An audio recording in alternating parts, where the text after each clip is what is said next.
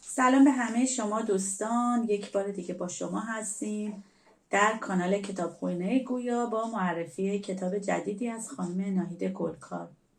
کتابی که امروز میخوام برای شما معرفی کنم نامش رخساره هستش و اونو خانم مریم افشاری روایت کرده.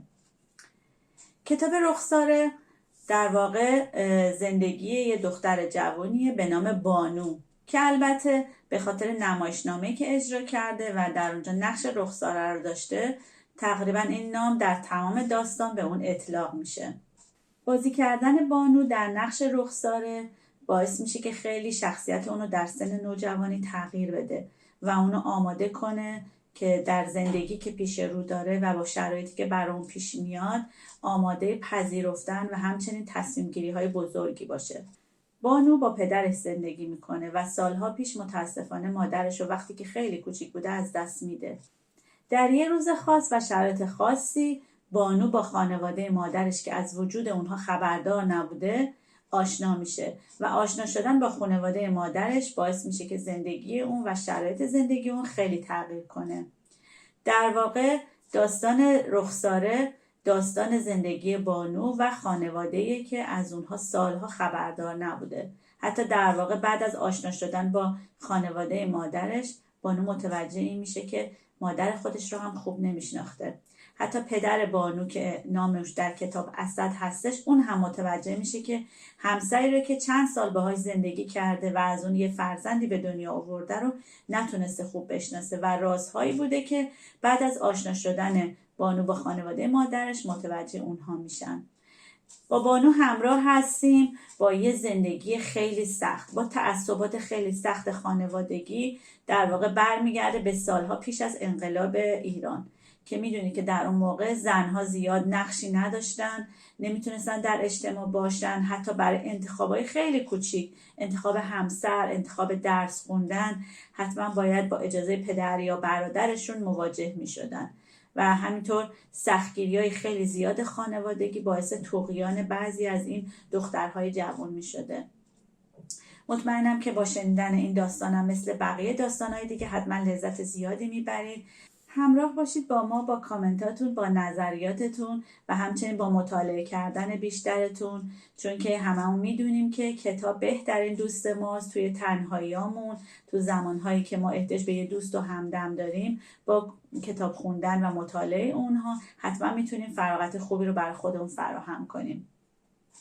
پس تا معرفی کتاب بعد شما رو به خدا میسپارم. روز و روزگار بر شماها خوش باشه.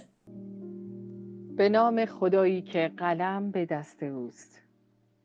داستان رخساره، نوشته سرکار خانم ناهید گلکار، راوی مریم افشاری.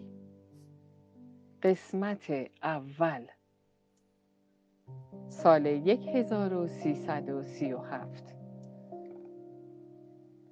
در حالی که لباس سیاهی مانند مردان با چکمه‌های بلند به تن داشتم و صورتم به جز دو چشم رو با شالی سیاه پوشونده بودم، وارد شدم. ابو مسلم خراسانی در حالی که شمشیر به کمر بسته بود با اضطراب قدم میزد تا من برسم. 6 نفر از سردارانش هم حضور داشتن و با ورود من بلند فریاد زد: هان رخساره، دیر کردی، بگو چه کرده ای؟ چه دستاوردی برای ما داری؟ درست و دقیق با همه جزئیات برای ما توضیح بده. بگو که از نقشه آنها آگاه شده ای؟ دست بر سینه خم شدم و گفتم: سلام بر سالار خراسان، دلیر مرد ایران زمین. امر شما را به جای آوردم و برایتان خبرهای خوبی دارم.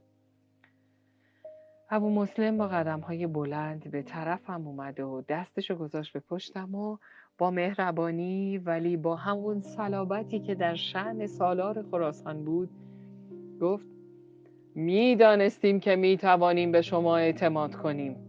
اینجا غریبه ای نیست، حرف بزن. اینو گفت و روی قالیچه‌ای که روی یک تخت چوبی پهن بود نشست و یارانش دور ما رو گرفتن. با صدای بلند گفتم: سرورم، به عرض میرسونم امیر سیستان سپاهی متشکل از 100 مرد جنگی و کار آزموده فراهم میکنند. امیر شامگاه نهم قرار است با سپاه خود به سیاه جامگان حمله کند.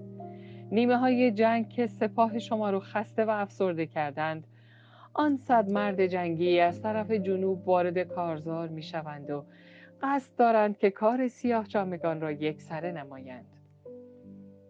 ابو مسلم خشمگین از جا برخاست و قدم زد و بعد با صدای بلند و رسا گفت: آفرین بر تو باد که شیرزنی و دلیر و به 100 مرد جنگی و کارآزموده خلیفه عرب می‌ارزی.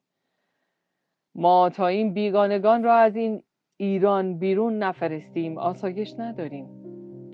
حال برای تو رخساره عزیز و گرامی مأموریتی دارم. به دربار امیر سیستان برو و بگو خبردار شده ای که سپاه ابو مسلم ترسیده اند و بیشتر آنان مایوس و پراکنده شده اند. بگو سپاهیان ترسیده اند و سپاه مسلم ضعیف و ناتوان شده است. بگو من برای مزد سپاهیانم در ماندم و هر چه در این باب میتوانی سخن بران. گفتم: امر سرورم اطاعت می شود. یاران ابو مسلم همه اعتراض کردند که ما باید قدرت نشان دهیم تا دشمن بترسد. این چه پیغام شومی است که میفرستید؟ خلیفه نباید ما را ضعیف انگارد. ابو مسلم گفت: قدرت ما زمانی نمایان می شود که پیروز میدان باشیم. دشمن باید ما را دست کم بگیرد و اندیشه قدرتمندتر شدن را از فکرش بیرون کند. حالا همه بروید و آماده جنگ باشید. همه یاران رفتن و من موندم و ابو مسلم. اون 2 جام برداشت و از کوزه‌ای که روی میز بود شربتی ریخت و یکی را به دست من داد و گفت: به سلامتی شجاعترین و زیباترین و باهوشترین زن عالم می نوشم. به امید روزی که تو رخساره زیبا همسر من باشی و در سرزمینم ایران با خیال راحت زندگی کنی و 10 فرزند برای من بیاوری، مثل خودت زیبا و بازکاوت. بلند فریاد زدم: به سلامتی سالار خراسان، دلیرترین مرد ایران. ولی من آن زنی نیستم که برای ابو مسلم بچه بیاورد. در خانه نشستن کار من نیست. میخواهم دوش به دوش شما بجنگم و برای دشمنان ایران شمشیر بزنم. جام شربت رو تا ته سر کشید، گرفت طرف من و گفت: تا آن زمان ابو مسلم هم همسری اختیار نمی کند. خوشی بر من حرام باد زمانی که وطنم دست دشمن است. اما وقتش که رسید شمشیر زمین میگذاریم و من کشاورزی میکنم و تو محبوب من در کنارم خواهی ماند. و پرده بسته شد. صدای دست زدنهای تماشاچیان نشون میداد که نقشمون رو خوب ایفا کردیم. کارگردان خودش رو رسوند روی صحنه و به من گفت: آفرین، خیلی خوب بود. حالا برو آماده شو برای رفتن به دربار این امیر سیستان. یادت نره تا وارد شدی دست بر سینه کمی خم میشی و میگی سلام بر امیر سیستان.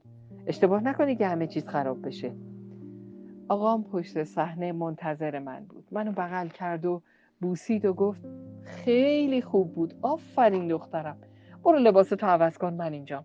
نگران نباش. خوشحال بودم و بالا پایین میپریدم و سر به سر همه میذاشتم. من 15 سالم بود ولی قدی بلند و صدای رسا داشتم و وقتی گیریم میشدم سن واقعیم روی صحنه معلوم نمیشد. این اولین باری نبود که روی صحنه تئاتر میرفتم، ولی اولین نقش من در یک نمایش جدی بود. آقام یک سیاه باز بود و نمایش روحوزی اجرا میکرد. غلامی که معمولا اسمش مبارک بود و نمیتونست کلمات رو خوب ادا کنه و به نظر گیج و گول میومد. حرفای خنده‌داری میزد. آقا جونم مردی آروم و مهربون و بزلگو و خوش‌زبون بود. تیزبین و باهوش و بداهه طنز میساخت. از مشکلات مردم، از فقر و بیپولی میگفت و دیگران رو به خنده وامی داشت. غلام‌ها با زورگویان و ظالم‌ها مخالف بودن و با همون لحن مخصوص و صورت سیاه و لباس قرمز که به نظر می اومد نادان و احمق هستن، ارباب خودشون رو رسوا می کردن، طوری که دل تماشاچی شاد می شد و به وجد می اومد. سیاه خیلی خوب میتونست این نقش رو روی صحنه ایفا کنه، طوری که مردم میخندیدن و دوستشون داشتن. کلاً روش کار همه سیاه بازا اون زمان همین بود. گفتن درد مردم و دلیل محبوبیتشون بین مردم هم همین بود. آقام وقتی 20 سالش بود با انیس، دختر فقیری که اونم توی تئاتر روحوزی کار میکرد، آشنا شد و با هم ازدواج کردن. عاشق و معشوقی جدا نشدنی و ثمره عشق اونها من بودم که وقتی 3 سالم بود یک شب توی یک نمایش روحوزی تخته های زیر پاشون میشکنه و همه چیز به هم میریزه. کسی صدمه جدی نمیبینه، ولی مادر من از جاش بلند نمیشه. یک میخه بلند فرو رفته بود توی قلبش و وقتی آقام میره بالای سرش فقط اسم منو به زبون میاره و تموم میکنه. حالا سال هاست که این عاشق به پای عشقش نشسته و همه محبتش و نثار من که یادگار انیس بودم میکنه. من دبیرستان میرفتم و درس میخوندم و آقام به جز مواردی که به نفر 5 احتیاج داشتن اجازه نمیداد وارد این کار تئاتر بشم. اون با 2 از دوستانش که من بهشون میگفتم عمو جعفر و عمو مراد و یک خانومی به نام مهوش هر شب توی تئاتری توی لاله‌زار برنامه اجرا میکردن و اگر عروسی و مهمونی هم دعوت میشدن میرفتن. یک خونه کوچیک نزدیک شاه عبدالعظیم داشتیم. واقعا اندازه یک قلک بود. یک حیاط کوچیک با 2 اتاق و یک توالت و آشپزخونه توی حیاط. و مثل همه خونه های قدیمی یک تاک انگور داشتیم و یک پیچ امین و دوله که دیوار آجوری و زوار در رفته ما رو صفا میداد. تا اوایل تابستون اون سال یکی از کارگردان‌های تئاتر منو در نقش کوچیکی که داشتم دید و از آقام خواست که اجازه بده من برای نقش رخساره امتحان بدم. اون به شدت مخالفت کرد، ولی من دلم میخواست این نقش رو بازی کنم و اصرار کردم و التماس و اون به شرط اینکه آخرین بار هم باشه قبول کرد. و اون شب اولین شب نمایش بود. خیلی از بزرگان شهر دعوت شده بودن و سالن پر بود از تماشاچی. وقتی اون شلوار ساتن زرد رنگ و اون پیراهن قرمز با شالی از پولک‌های درشت و براق رو به تنم کردم و خانمی صورتم رو بزک کرد و موهای بلندم رو 2 بافت و کلاهی پولک دوزی شده رو روی سرم گذاشت، نقشم رو مرور می‌کردم که یادم نره تا اینکه صدام کردن که نوبت توئه، زود باش بیا. فوراً لیوان آب رو برداشتم و چند جرعه خوردم و خودم رو رسوندم به پشت صحنه. کارگردان با همون استرسی که داشت گفت خوبه، صبر کن تا دستم رو بردم بالا، برو روی سن. یادت نره امیر سیستان، مبادا اشتباه کنی، امیر سیستان. لحظاتی که باید منتظر می شدم برام سخت بود، چون احساس می کردم همه چیز یادم رفته. خب تئاتر جای خطا نداره و این کار بازیگر رو سخت میکنه.